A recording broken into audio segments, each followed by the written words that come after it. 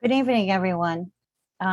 Welcoming you tonight to the Holocaust, Genocide, and Interfaith Education Center at Manhattan College with our wonderful partners at Kupperberg Center at Queensborough College, the Center for Holocaust and Genocide Studies with Dr. Laura Cohen. It has been 83 years since Kristallnacht, the night of broken glass. And this is our 14th annual lecture in honor of Frederick M. Schweitzer, who we just celebrated at our 25th anniversary of the Holocaust, Genocide, and Interfaith Education Center. We are a growing center that seeks to expand Holocaust education to people outside the Jewish faith. But more importantly, we like to tie Holocaust education to issues of Islamophobia, racism, and other bigotries that we are facing right now. It's a tense time, and we thought of inviting Dr. Peter Fritschy because we wanted our students and community to understand the impact and the ways that boycotts, censorship, and slowly dismantling certain peoples from society works. We are a Lasallian college and believe that with our mission and the center, we can overcome prejudice and create innovative ways of education for our future today. All human beings deserve dignity, we believe, and we must be inclusive of the other. Let me say a few words about our founder, Frederick M. Schweitzer, who has been a great support and pioneer of fighting against anti-Semitism and any kind of hate. He, with so many others, has been writing and lecturing for his many years about the anti-Semitism that still is deep within our society. I quote from one of his books. He writes, "The fabricated myths which transform the Jew into something less than human, and the source of all evil, proved to be more than malicious rhetoric. They were instrumental in creating every cruelty of the mind." And this we can see as the beginnings of the Holocaust, which some of us believe was Kristallnacht, 1938. I will now introduce my co-sponsor for this program, Dr. Laura Cohen. She is a dear friend of mine, and we have done a lot of co-sponsorship together, especially last year for Kristallnacht. And she's the director of the Kupperberg Holocaust Center at Queensborough Community College. And she will talk a little bit about Kristallnacht. And then my colleague in the Department of History, Assistant Professor of History, Dr. Paul Druby, will introduce our very special guest, Dr. Peter Fritschy. Thank you. Thank you so much, Manaz. It's really, I'm always so grateful to collaborate with you and also to be inspired by you and to be brave. We want to welcome everyone to tonight's virtual event commemorating the 83rd anniversary of Kristallnacht. Again, as Dr. Afridi introduced me, my name is Dr. Laura Cohen. I'm the executive director of the Harriet and Kenneth Kupferberg Holocaust Center at Queensborough Community College at the City University of New York. We were established in 1983, and our mission is to use the lessons of the Holocaust to educate current and future generations about the ramifications of prejudice, racism, and stereotyping. We're so grateful to collaborate with Dr. Afridi and congratulate her and the center, the Holocaust, Genocide, and Interfaith Education Center, on their 25th anniversary. As a reminder, tonight's a webinar, so if you have any questions, please be sure to submit them via the Q&A feature at the bottom of your screen. And now for some context. On November 9th and 10th, 1938, an anti-Jewish pogrom took place across Germany, Austria, and parts of the former Czechoslovakia. It came to be known as Kristallnacht, or the Night of Broken Glass. Nazi party officials, the SA, also known as stormtroopers, and Hitler Youth destroyed Jewish schools and establishments, burned synagogues, looted businesses, and desecrated cemeteries. Kristallnacht marked the first time that German Jews were imprisoned on a mass scale solely because of their ethnicity. Approximately 30,000 Jewish men were arrested and sent to local prisons and detention centers. From there, they were transferred to concentration camps, including Dachau, Sachsenhausen, and Buchenwald, where they endured brutal treatment. Hundreds died.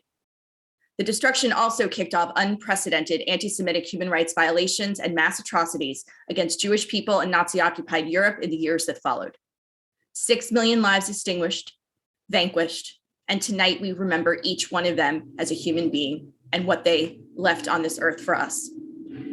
Now, it's my honor to turn the proceedings over to Dr. Paul Druby, Assistant Professor of History at Manhattan College, to kick things off. Well, My name is Paul Drube, a member of the History Department at Manhattan College and the Director of also International Studies. It is my great pleasure tonight to introduce Dr. Peter Fritchie. He received his PhD in history from Berkeley and is currently a professor of history at the University of Illinois at Urbana-Champaign. He also has appointments in the program in Jewish culture and society and in Germanic languages and literature. He's also a very prolific author, having written or edited 14 books on topics ranging from German aviation to nostalgia and also melancholy. He is most known, however, for his analysis of Nazi Germany, especially on how Germans came to support the Nazi Party.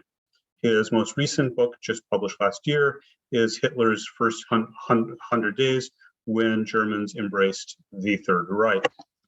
I first met Peter about 20 years ago when I took a course from him on Nazi Germany, and then another on historical memory. And the latter in particular still shapes my teaching and also research. One thing that always stood out to us graduate students was Peter's dedication and also care to teaching. Graduate school is oftentimes getting thrown into the deep end of the pool and being simply expected to learn to swim by doing. Peter, however, made a point to always teach us how to swim, and especially when he saw us struggling. And that was above and beyond his also model of very insightful analysis that we all strove to emulate, something that I'm very excited to benefit from again tonight. Without further ado, Dr. Peter Fritchie. Well, thank you so much, Paul. I actually have to ask you, was the memory seminar in 2001? Yes, it was. So it met on Tuesdays, and half the class found out about 9/11 on that day because I emailed them to write down their memories. And half the class found out about the event because they read the email first. Anyways, thank you, Paul. I also want to thank Minaz and Laura and the Manhattan College and Queensborough Community College. And I thank the audience as well for participating in Zoom. Zoom has some advantages, especially when seen from Urbana, Illinois. But it also has disadvantages. And of course, I would have very much liked to be in New York City. I myself lived in Queens for some time. But anyways, I appreciate that you are here and are patient with the genre of Zoom. Kristallnacht is 83 years ago today, and then 83 years ago last night. Sounds very far away, but Anne Frank, had she survived, would have been 92 now. So that's an age that we can understand. And in her diary, she writes about Princess Elizabeth of York's 18th birthday in April 1944. And that's, of course, the Queen, Elizabeth, who is still with us. It was a shocking event, especially as Laura reminded us that a huge percentage of the adult Jewish male population was incarcerated for the first time in concentration camps because they were Jewish on the 10th and the 11th of November. And this date, if you go by the European reckoning, the 9th of November, 9/11, constitutes a series of one of four events that have marked German history in the 20th century.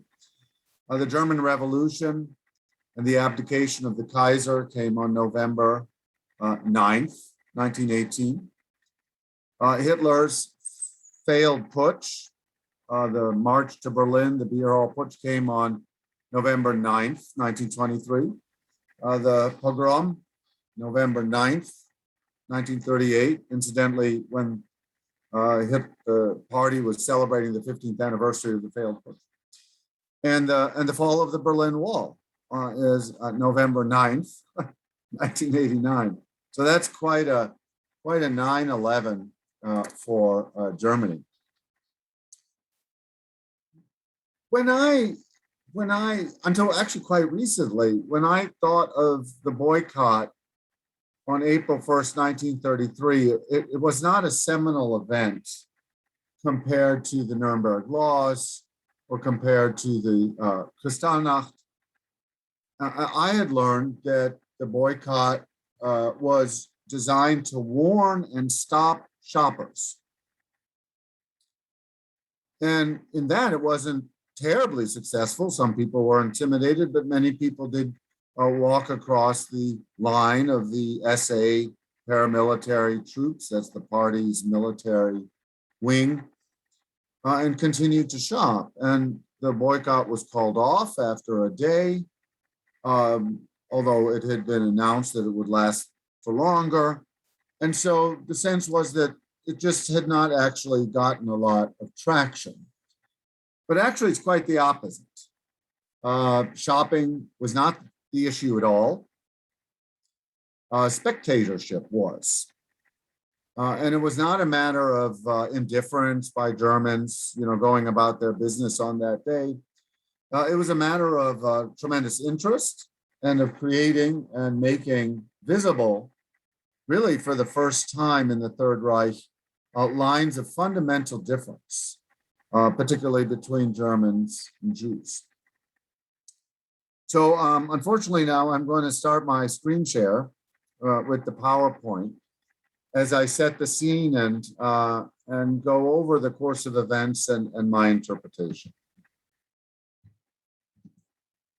So Hitler is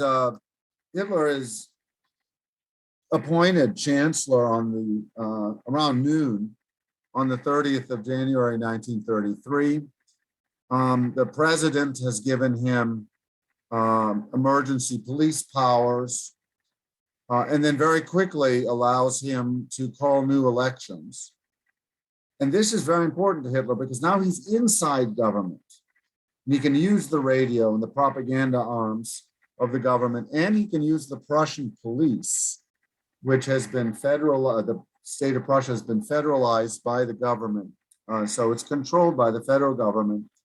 And the Prussian police is 2/3 of all the police. And so he's gonna have this election campaign with the aim of getting a majority in the parliament that will then suspend the Constitution. So the election proceeds on Sunday, March 5th, and the Nazis get a plurality. This does not represent necessarily majorities, but certainly a plurality, basically everywhere, except in some deep Catholic regions in the West. But he only gets 52%. The Nazis get 43, their coalition partners get 9, and 52%. Well, that's a lot in a parliamentary system, but it's not an overwhelming victory of the nation speaking for Hitler. This inaugurates the election, but also the conundrum that one's not quite in control. Inaugurates a week of violence beginning on Monday, March 6th, so that the Nazis can consolidate in violent ways their power, in a way moving their plurality position into a de facto majority position. And suddenly, what had been still a relatively normal month, February 1933, the first 33 days of the Third Reich, completely changes with Monday, March 6th, day 36 of the 1,000-year Reich, as the SA, the brown-shirted paramilitary forces, flood the streets, make themselves known.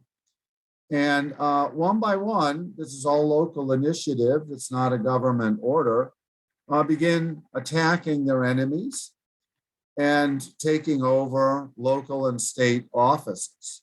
So, for example, already on Monday, the day after the election, they forced the Nazi flag to be flown on the city hall in Bielefeld, which means they've more or less intimidated the mayor, if not replaced him. A few days later, they do the same thing in Koblenz and inaugurate a new mayor. Often these mayors are manhandled and intimidated. And here we see in the city of Braunschweig, the mayor is taken out of his offices by the SA, who are deputized as police by this point.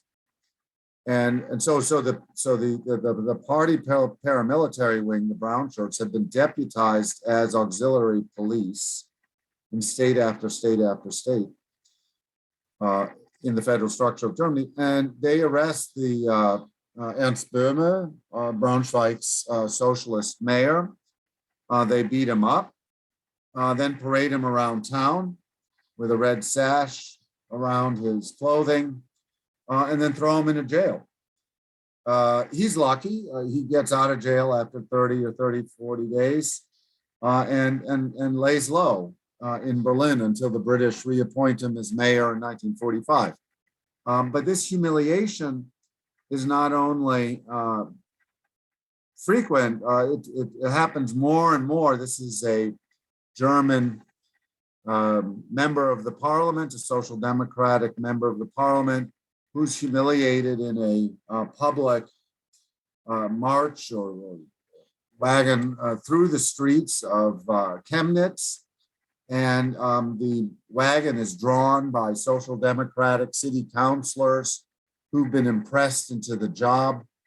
And postcards are made and then later sold. You can see that this is a commercial production postcard. And these rituals of humiliation underscore not just the obsolescence of the social democrats and of what they called the old system, but the transfer of power, the violent, but not just violent, but resolute, decisive transfer of power in this week after the elections, or the 2 weeks after the elections, following Sunday, Election Day, March 5th. Socialist trade union buildings are attacked and ransacked, and the books and the files are burned. Socialist Party offices are ransacked. Many people are arrested. The Parliament building had been, there was an arson attack on the Parliament building on the 27th of February. Right before the elections, that started a wave of arrests, but that grows much more in the week of the 6th of March.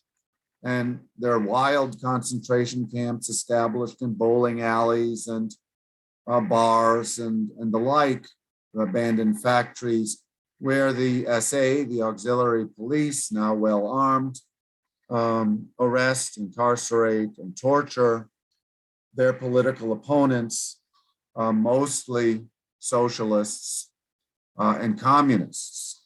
A few weeks later, 2 newspaper reports, this is all public, 2 concentration camps are opened, one outside of Berlin, in Oranienburg, which we have depicted here, and one in Dachau outside of Munich.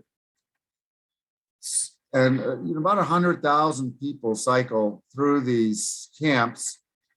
Most are released by the end of 33 or early 1934, but not all are released. And specific Jews, such as the Social Democratic Speaker of the Prussian Parliament, Ernst Heilemann, or the anarchist poet Erich Mühsam, come in for horrific treatment.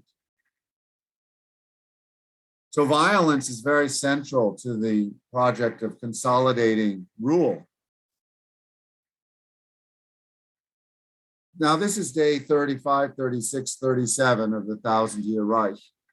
And it's at this time that attacks on Jews are also featured. In fact, on Tuesday, March 7th, on the main drag in Berlin, on the Kurfürstendamm in the West End, Tony West End of the city, Nazi toughs beat up Jewish-looking pedestrians. All along the street, reported the correspondent for the Manchester Guardian, their heads and faces flowed with blood. The next day, Wednesday, March 8th, the main synagogue in Königsberg, off in the east, was firebombed and Jewish shops destroyed in the city.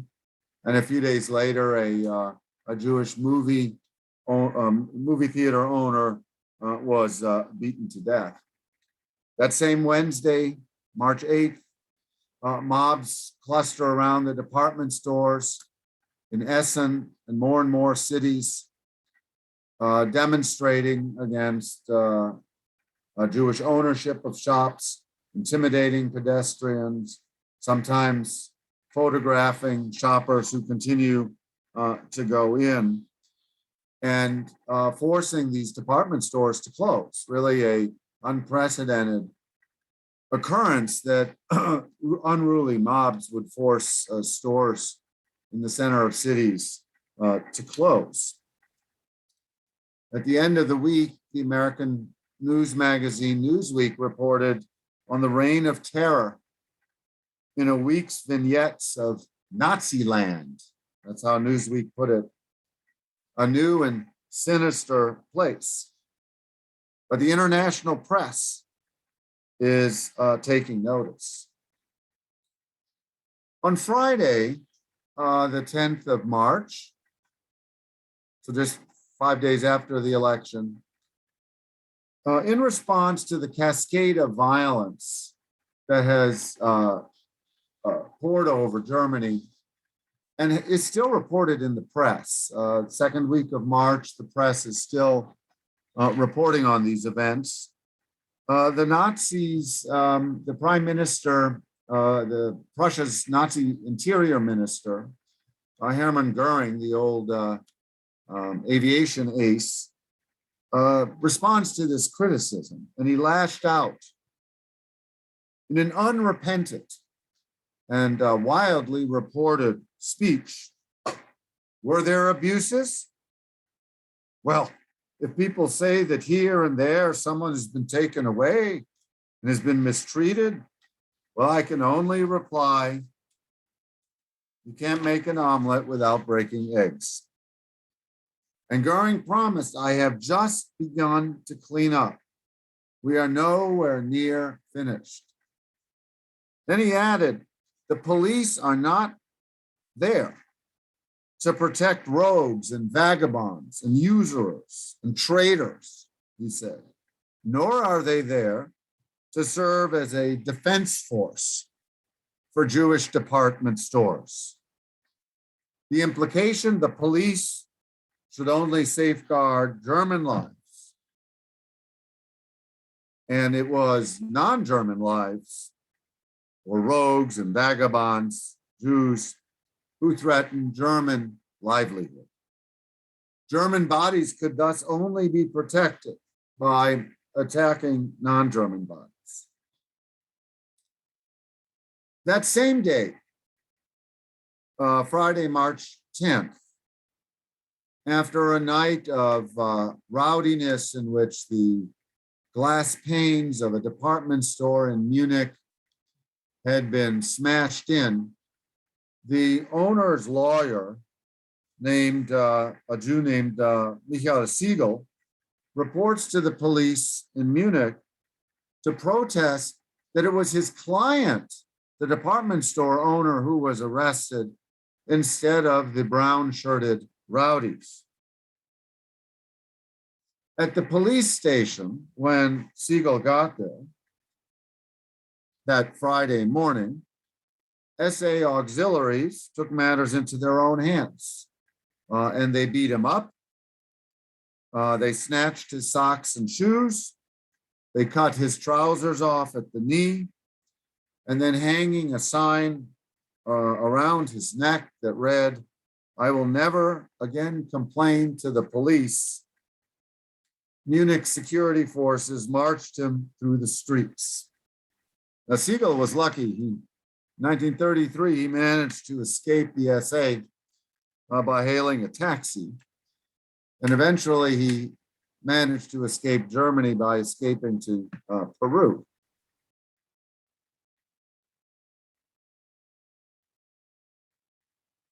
Yeah, so we're not there to serve as a defense force for Jewish department stores, and we've just begun to clean up. So this is the vision after the elections. It just so happens that Siegel's forced march, humiliating march through Munich, was caught by a press photographer, and he sold the prints or the negatives to a American press agency. And within 2 weeks, this photograph was published around the world. And so here we see it in the Washington Times. It's actually a little bit doctored with the sign so that Americans could at least somewhat make out the German lettering. But this is appears widely in international newspapers in the United States and elsewhere, giving really the first visual confirmation of the reign of terror that Newsweek had talked about in Nazi land. And this photograph creates an entirely new dynamic in Germany's self-presentation to itself and to the rest of the world. And not surprisingly, there's a huge protest rally. So this is like 3 or 4 days later at Madison Square Garden in New York. The seats are overfilled inside the auditorium. And outside, 35,000 other people are milling around 49th Street. And prominent Senator Stephen Wise of the Jewish community, New York Senator Wagner, spoke out against the reversion to medievalism at the very center of civilization. And others spoke out in favor of a boycott of German goods to protest the persecution of Jews and these traitors that the Nazis now called them, socialists and communists in the newly opened concentration camps. So let me pause here. I've stressed violence since March 5th. And Germans responded to these protests at Madison Square Garden almost with hysteria, said the German consul in Berlin, with indignation. And they did so because there was something else happening in this month. And that was, there was a growing sense of German unity, a newfound treasure of German purpose, a new page in German history, and finally a new direction in German history. And so March 1933, marked by tremendous violence against Nazi enemies and Jews, at the same time registers more and more acclamation inside the country. And this is then the treasured object of the German people coming together. Now, how many people really came together, no one knew. The Nazi salute, for example, was very ambivalent. You could give the Nazi salute because it was much easier to do so than not. But were you a true believer? Or were you just adjusting yourself? Were you just an opportunist? And no one really knew. But in the end, you accommodated yourself. And as more and more people accommodated themselves, then this illusion of unity actually gained a kind of reality as people crossed over the threshold into the Third Reich to join this unified German body that was growing bigger and bigger. And it released a huge amount of energy and volunteer projects to rebuild and reheal Germany in all sorts of ways. But always accompanied by a sense of us and them. Inclusion rested on exclusion. Healing rested on weeding out. So it was an us-them conception of the world in which we will prosper if we can eliminate or marginalize the other, the them. And so it meant an end to pluralism. It meant an end to difference. And in the end, it meant an end to a normal civic society. And the Nazi slogan, I think, is very, very revealing. And it's Deutschland erwache, Jude verrecke, which means Germany awaken, Jews perish. So the promise was the rehabilitation and the protection of the German people who would awaken and find their own strength. The stab in the back would be withdrawn. Germany would not be contained, but would grow. But German life rested on Jewish exclusion, indeed on Jewish death. Jews should perish. And grammatically, it means first Jews perish, then Germany can awake. That's the program. And not everybody agreed with it on those terms. But more and more people will because of the boycott on April 1st. The signs of acclamation were there to see. There was a huge ceremony to open up the newly elected parliament on the 21st of March.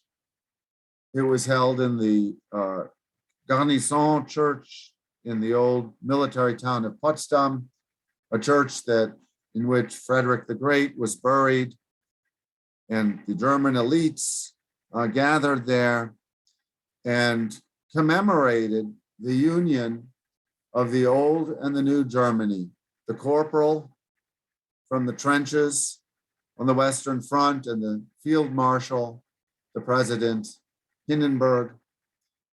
And you know Hitler's deliberate and very unusual deferential demeanor. He's also wearing a civilian suit. He doesn't do that a lot. Usually he's in a brown uniform with his comrades, the SA paramilitaries. And this celebration in Potsdam on the 21st of March, incidentally, the same day the concentration camps were open, opens up a huge celebration of national unity. Everything's broadcast on the radio. They have interviews with specially chosen people. Each town has its own celebration centered around listening to the national broadcasts from Potsdam. And slowly you have a sense of acclamation. And it's choreographed so. And people from the different neighborhoods, they march with their hand-painted floats and costumes into the city center, leaving milieu, neighborhood, going to the city center, listening to the broadcast of this tremendous day of national unity at Potsdam.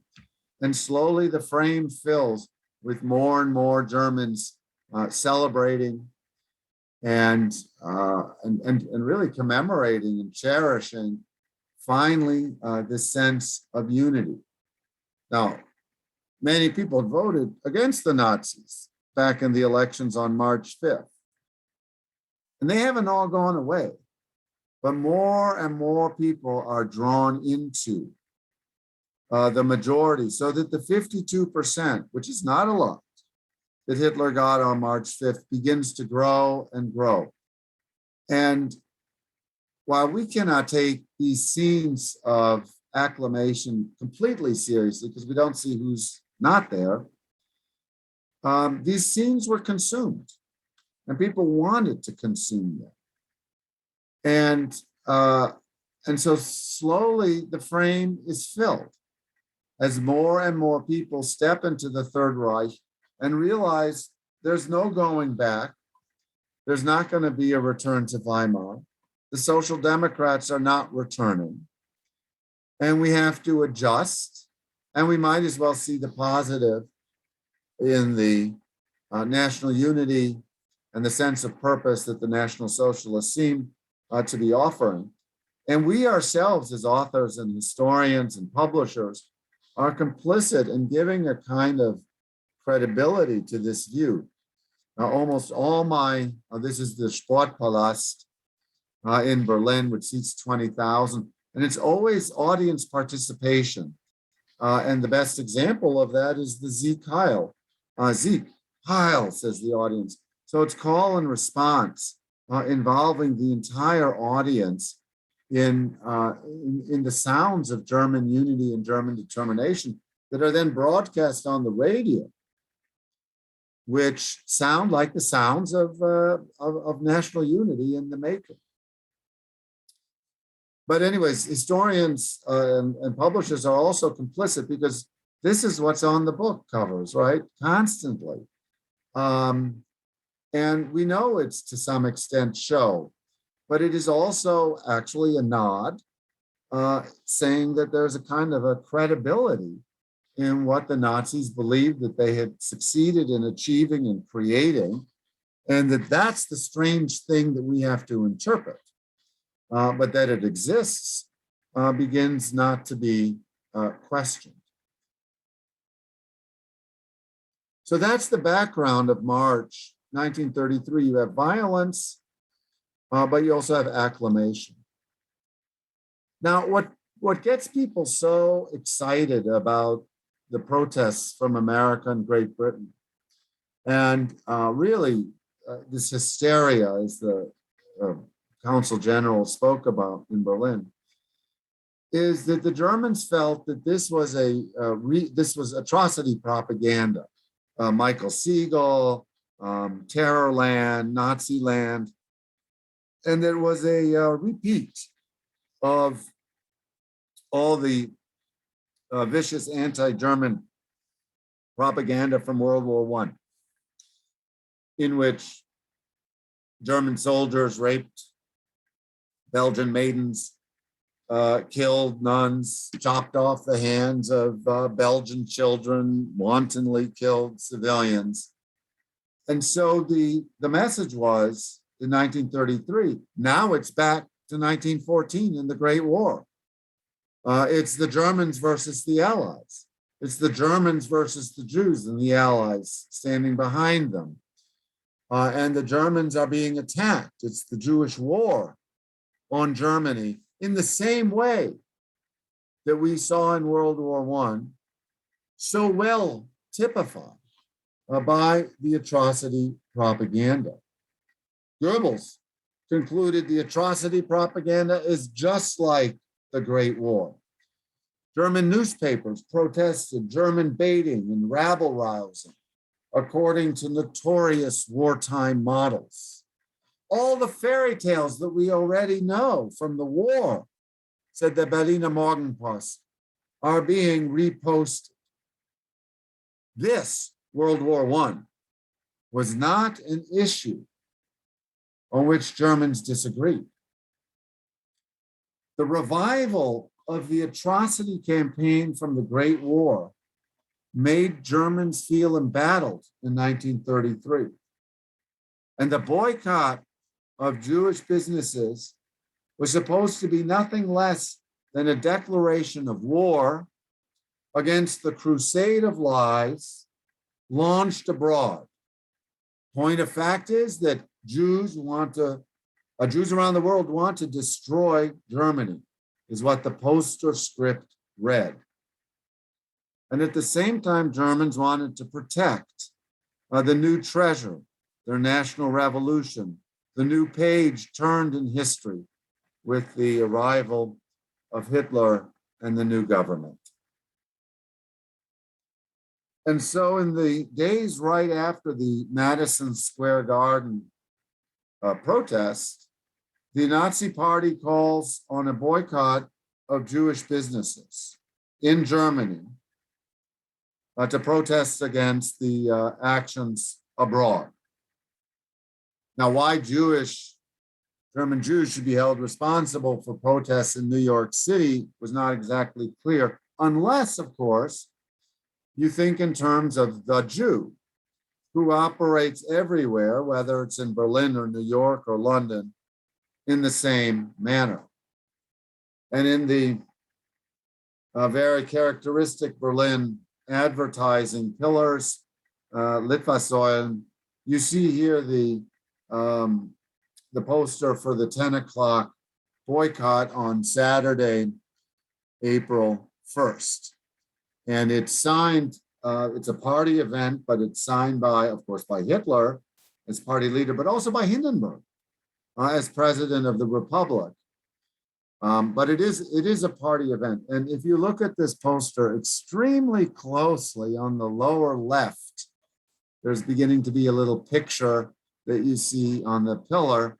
And that is an advertisement for Greta Garbo's Grand Hotel, which had just opened that week. In any case, the slogan here is German people, defend yourselves, don't buy from Jews. So it has the same grammatical structure and similar content to Germany awake, Jews perish. German life, that is defense, depends on not buying from Jews or persecuting Jews. So that is the parole on this day, that it's a matter of the defense of the German people in 1933, as it had been in 1914. This frame, tightened by the ubiquitous references to the World War, firmly began to put in place an us-them view of the political world.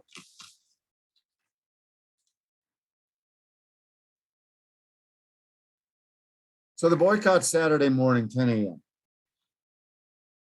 In the preceding days, newspaper stories and radio announcements had prepared the German people for the boycott. And on the day, Saturday morning, the headlines of the morning newspaper roared, "Boycott today." By noon on that day, the streets had become unusually crowded. Now, this is Woolworths. This is a discount store, right? A 5 and dime, and it puts out of business, allegedly, honest middle class stores. But Woolworths was neither German nor Jewish, but nonetheless made for a good target, anyways. And here you have your singing SA standing guard at Woolworths.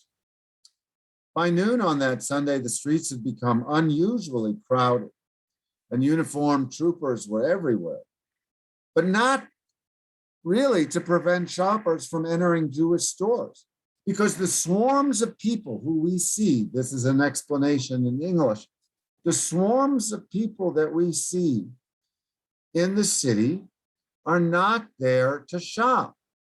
They're there to watch the spectacle of the Nazis boycotting Jewish stores.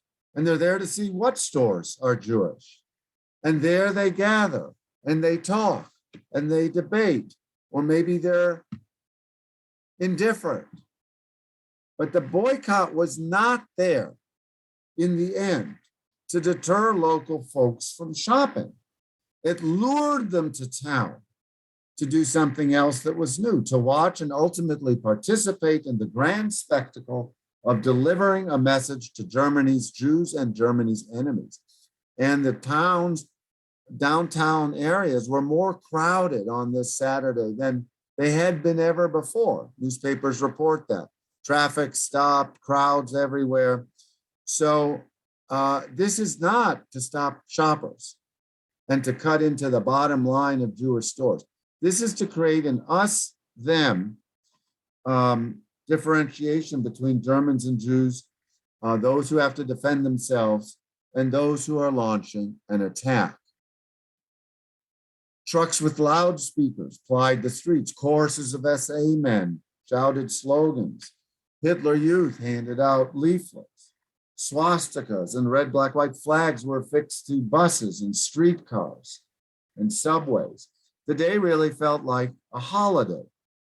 It was a rainy day, but never had been the streets so full. And of course, Germans' curiosity is not innocent because people are interacting with each other as Germans and not as shoppers, Germans versus Jews. What were the conversations in front of these stores? They'd been talking for some time since interest in race and anti-Jewish questions has been raised by the rise of the Nazis. According to one witness, a young lawyer, it seemed as though everybody suddenly felt obligated and entitled to have his own opinion about the Jews and to express it. People spoke up about it as experts, talked about quotas. Are the Jews disproportionately represented in the university, in the professions? Are there decent Jews? What about the scientific contributions of Jews to the culture of Germany? But yet, on the other hand, haven't the Jews made foreign science and art and medicine? Bystanders might talk about good Jews and bad Jews, Jews who'd been in Germany, but also new Eastern Jews who had traveled. So everybody's traveled since the war to live in Germany. Everybody had a different opinion, forth and back it went. But the Jew is scrutinized, becomes an object of conversation. And that stigmatizes Jews as Jews who are no longer neighbors and Germans. The boycotts, the crowds, the debates, the ugly graffiti, all prompted the scrutiny. And in this wartime atmosphere, reprising World War I, the categories of Jew and German became increasingly inflexible and mutually exclusive. That evening, Goebbels gives a big party rally in the middle of Berlin, and he threatens the Jewish race in Germany with further boycotts and ultimately with annihilation if foreigners did not put an end to the atrocity propaganda. So that we already hear in these words of April 1933, the deeds of 1941. And the word is unambiguous, Vernichtung.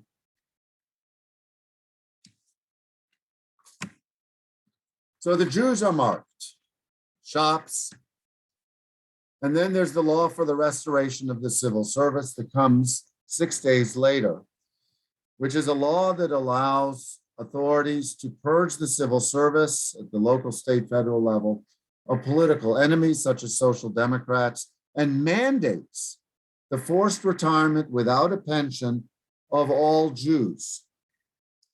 And Jew is defined as one with one grandparent. One grandparent. So this builds on the boycott to now, as a federal law, a state measure to separate Germans from Jews, their alleged tormentors. And it wasn't just that Germans and Jews had to identify themselves in order to keep their jobs in the civil service or not. It also went to schools, went to clubs and associations in order to identify the Jews. So the big question now posed is, are you a Jew? And at stake is the livelihood of thousands and thousands of civil servants and the neighborly relations of thousands and thousands of people. Now, addendums to the law made exceptions. Jews who had been hired before 1914 or had lost sons and fathers in the war. But this confusion only increased the debates about who was Jewish and why was this happening. And since the only way to identify a Jew was through who the grandparents were, and the grandparents' generation, they had said that they were Jewish because there were no civil marriages. So they wrote down Jewish when they got married or in their death certificates, or Protestant or Catholic. And so it was the simple ascription of religion, so important that only one grandparent suffices. But then it marked race. Religion then marks race, and it goes through the generations, and you're racially a Jew, whether you've converted or not, or feel Jewish or not. And so everyone's pulled into the mental slum of translating religion into race. There is no way now or then to tell who biologically is a Jew, because there's no such thing. German Jews did not speak or look differently. You can't pull down the pants of the men because not all Jews, as the Nazis defined them, are circumcised, and 10% of non-Jews are circumcised for medical reasons. So it's a huge confusion, but everything depended on the grandmother. No wonder the new curse in the first days of the Third Reich was, I hope you have a Jewish grandmother. So Germans busied themselves tracking down grandparents, finding death certificates, finding birth certificates and the like. Now, I'm a little late, so I'm going to try to cut rather than speak too fast. But I want to tell you a story that's the center point, really, of the lecture about a family. And Gisela's turn to answer the question, are you a Jew? Came on May 20th when she brought home a piece of paper from school that her parents were supposed to fill out. Gisela and her parents, Louise and Freddie, had identified closely with Hitler. In fact, for Gisela's 13th birthday, the day before the election on March 4th, she'd asked her parents to vote for Hitler rather than the other nationalist leader in the coalition. If you don't do it, I will be very mad, her mother reports in the diary. A few days after the election, she came home and said, I can never fall in love with a Jew. Evidently, the elections had loosened tongues in German schools. Her mother said nothing, only remarking that no one obliged her to love a Jew. The fact was that Louise's husband, Freddie, was Jewish. I did not know if he knew that I knew everything, she confided in her diary. But before 1933, it didn't really matter. Louise and Freddie could express opinions for or against Jews, however defined. They could celebrate Hitler. But now with this new law, Gisela, the daughter, and Freddie are Jews based on so-called race with diminished rights, and their political views are irrelevant. As Gisela's father began to fill out the form, Gisela realized that he was crossing out the wrong words. With the stroke of a pen, Freddie was making her into one of the Jews she knew she could never love. And Gisela stormed in her bedroom while her mother took a bath and Freddie went into his study. Time pressed, and Freddie went to his wife and said, now do you realize why I didn't want to get married to you? I have no right to exist. I shouldn't be here. I curse my parents just as Gisela will curse me. No right to be here. He's already imagining his suicide in anticipation of the genocide to come. Louise says, I wanted you, I want you, and only you. The star-crossed couple looked into the abyss. The status of the pension, expropriation of savings, Gisela, suicide. What was Freddie going to say to his daughter, who had turned pale as a ghost? Well, then he entered her room. He told her to hold her head up high and asked for a kiss. But really, the patriotic family suddenly became a besieged fortress outside of German territory. Gisela was kicked out of all sorts of clubs. She was turned out of the children's club associated with the Humane Society. And Freddie, her father, after filling out form after form, was forced to resign from the Academic Society, the Humane Society, and the Association of Wounded War Veterans. Circumstances did not change Louise's abstract convictions. She considered Hitler's racial principles to be correct. And she unhappily observed in the coming weeks that her husband seemed to become more and more a friend of the Semites. Freddie asked that his wife would recognize injustices, etc. Can't do it. I just can't. I will try to keep silent, nothing more. And then she added, it is curious how strong blood is, both of us. Now, whereas before Louise and Freddie had declared themselves to be Germans and nationalists, and did so on the basis of spirit and conviction, now Louise, as so many other Germans would, thought in terms of the body, blood, to explain and judge Freddie and justify herself. Spirit into blood. This was the accomplishment of the Third Reich and the law and the boycott. And suddenly face-to-face relations between Germans and Jews lost all their uninhibitedness. Jewish children confided that they couldn't play with German children anymore. Neighbors who had gardened together no longer weeded together. People who had joined together at the regulars table at the bar, that was then without Jews. Jews remarked on the disappearance of friendly eyes and adjusted to a painful life without neighbors. It was a cold pogrom.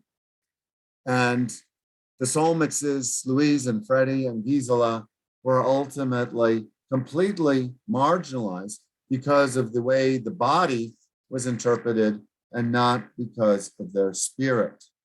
Now, in the end, they will all survive. Freddie dies in 1963, and the marriage survives too.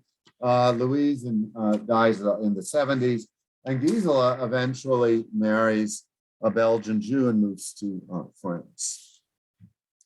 But all this began a demarcation and then a policing of the line between Germans and Jews.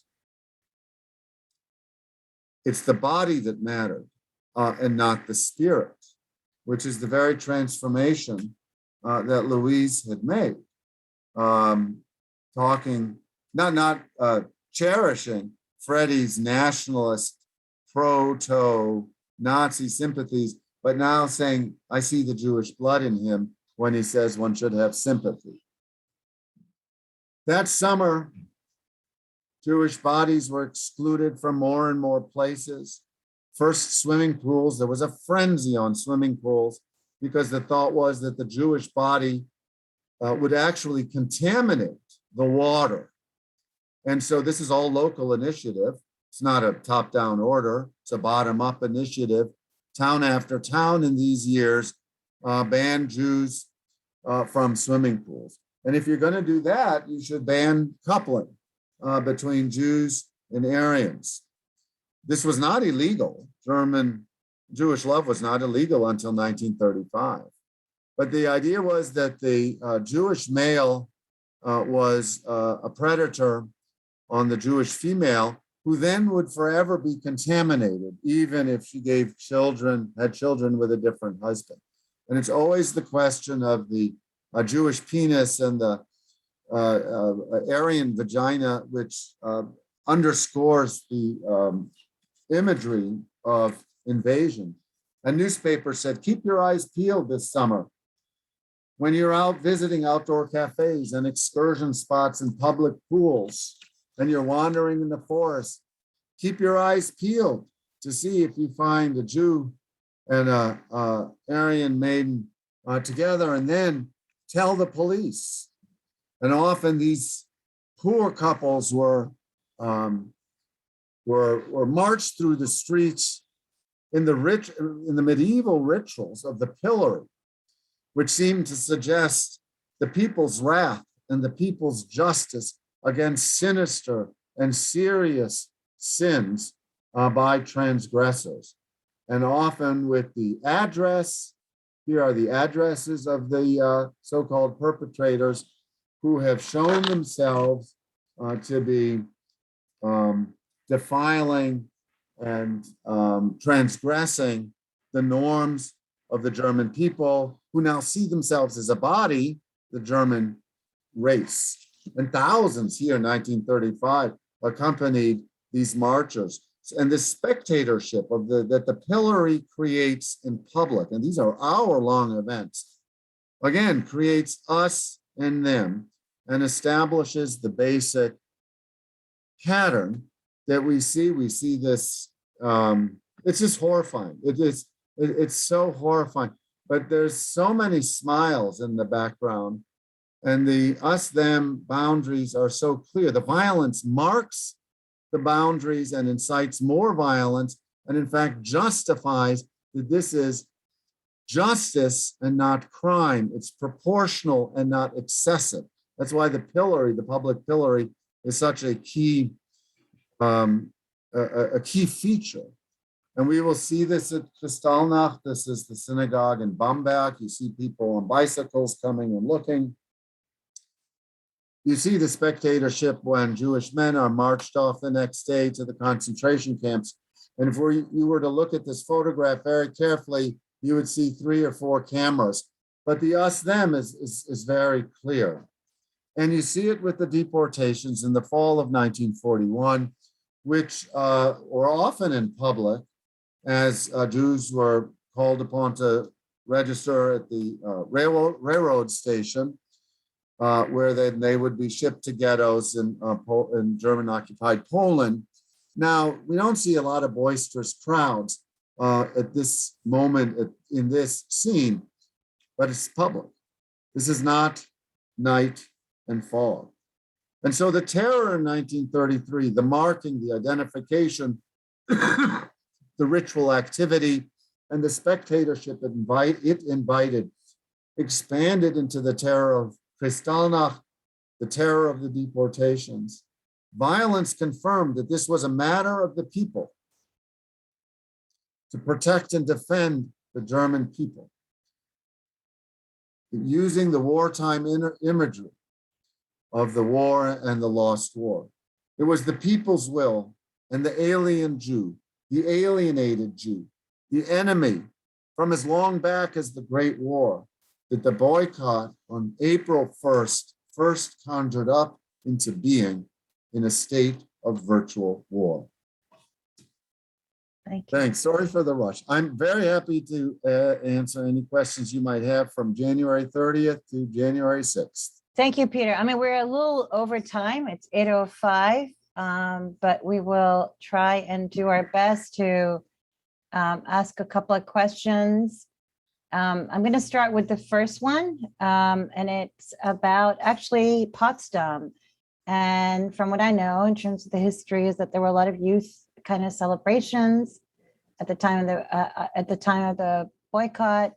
And the question is, what was the intergenerational response to the Potsdam event, especially in the United States and Great Britain? Well, the Potsdam event is known and reported in the newspapers, but until the violence kicks in and is reported in the newspaper, that's what occupies the international press. But it certainly is reported, and these rallies, the reporters are stunned by the energy of these rallies, and they're stunned by the numbers and by the enthusiasm and by the constant chanting of Germany Awaken and Jews Perish. But these are major events in German towns. The newspapers say never before have so many people come. So it's young people, but it's also all the professions and the guilds of the towns. Is it everybody? Probably not, but it's more and more people as these choreographed events cascade into May Day, which the Nazis make, the socialist holiday, which the Nazis make into a paid holiday. So expropriating the symbols of the workers' movement as a new national symbol to honor labor. So the Nazis were very, very effective in creating this sense of acclamation. Okay, thank you. Laura, you want to ask the second one? Yeah, I wanted to, there's a few questions talking about parallels between then and now. And you've talked a lot about us versus them and Germans to prosper while Jewish people are marginalized or excluded or killed, and the objectification of the Jewish body. And I was wondering if you could talk a little bit about the movement right now to use Jewish stars and to invoke imagery of the Holocaust for nefarious purposes, and what we could see is an assault on history in many respects. Yeah, I mean, it's almost playing with taboo / sacred in order to make your political point. And of course, it's people who have not thought about the Holocaust or the stakes of the Holocaust and are simply protesting a government regulation or a government mandate, which is so far off of what's happening in 1933, with the violence just bubbling underneath the surface before it erupts. But the other parallels are that the violation to Germany is done by criminals.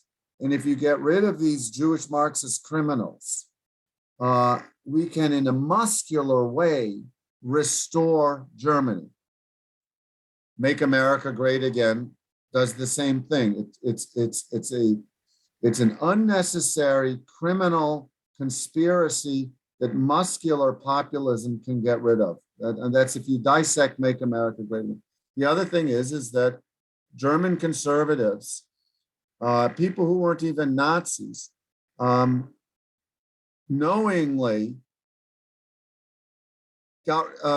sacrificed law and the Constitution and public order in order to achieve the political aims of getting rid of socialists, getting rid of the Republic, getting rid of the blight of the November 1918 revolution in order to celebrate the national awakening of January 1933. The Constitution and law be damned. Thank you. Manaz? Yeah, so I'm going to try and combine two questions here, Peter, if we can do that. Is that, there's, of course, Laura just asked a question about, parallels about today. But there's also questions about, propaganda, right? So we know that Julius Streicher, in terms of Der Stürmer, was really at the forefront of this propaganda. And we talk about propaganda a lot today. We talk about rhetoric a lot today. And we also are dealing with a lot of Black Lives Matter and talking about racism. So the two questions combined is, why didn't you talk about Julius Streicher, who was the propaganda used as propaganda during that time, but also post 1933? And is this reminiscent of Jim Crow laws? And if so, did people know about this? Did people know how those laws function both in terms of society, in terms of exclusion and inclusion, but also in terms of propaganda and how people were to be viewed in America? Was that information available? In Germany or in the US? In Germany. The educated Germans knew about Jim Crow, and Nazi racial officials certainly took pages from the American playbook on Jim Crow and on involuntary sterilization. I had to rush the last third of the lecture, which I apologize for. Streicher, who is the Gauleiter in Nuremberg and a rabid anti-Semite, is one of the main choreographers of these pillory rituals. And it's his newspapers that say, keep your eyes peeled, and publish then photographs and ongoing stories about the pillarization of transgressors in the community. And his newspaper, anti-Semitic newspaper, grows from, like 10,000 to, 400,000. So that in German terms, it's as big as Sports Illustrated or People magazine in the United States today.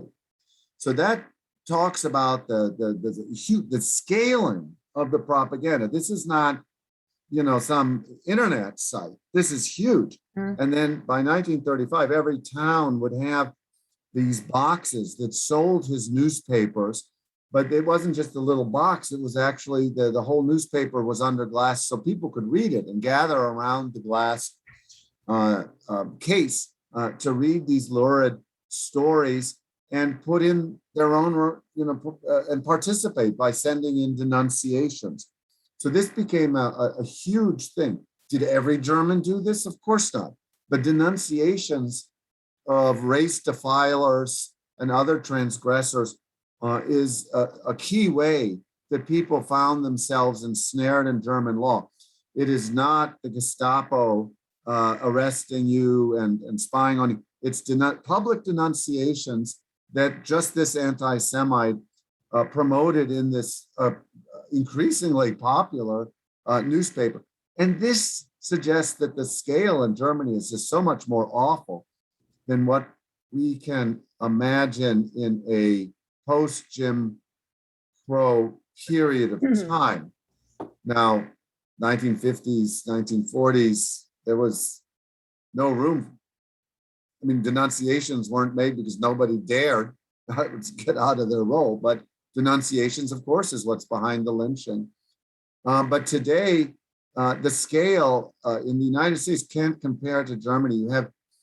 You have 400,000 paramilitary uniformed SA men who are half armed, and they're larger than the Prussian police and the German army put together.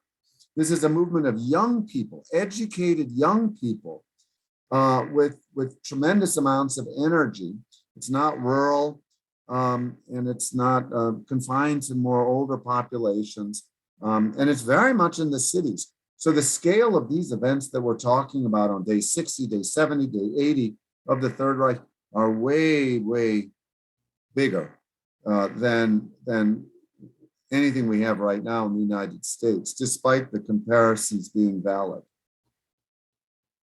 Thank you so much, Peter. I mean, I'm just going to kind of wrap this up because a lot of our audience has gone away because of time. But I want to say that the couple of questions that did come up that I'm not going to ask you to address because they're basically asking the question, why Jews? Why not other people? Why not the Catholics? Why not Ukrainians? Why not other people? So, I mean, that's a huge billion-dollar question, right? And us who are involved with that question are always being asked that question. So, I mean, one of the things we want to think about is to kind of understand the history of anti-Semitism, or when we just talk about Jim Crow laws, to understand the history of Black racism.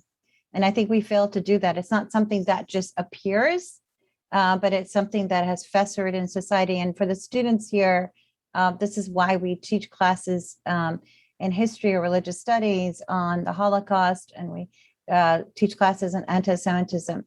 And the last question is, should we have more commemorations of Kristallnacht? And I'm going to leave that with you, Peter. The commemoration of Kristallnacht should become an understanding that nobody could have saved anybody from Auschwitz in 1942. We are all in agreement that that was not a good thing, and we would have liked to have saved people, but it was impossible to do so. If you want to save people who might become vulnerable to genocide or ethnic cleansing, you have to save impoverished Yiddish-speaking refugees in 1938 and in 2015 and today. That is the lesson of Kristallnacht. And the same arguments were made against letting in 10,000 Jewish children in 1939 into the United States, as were made against bringing in Syrian refugees, of course, which we didn't do. And that's where Kristallnacht should go. And the discourse is extremely similar.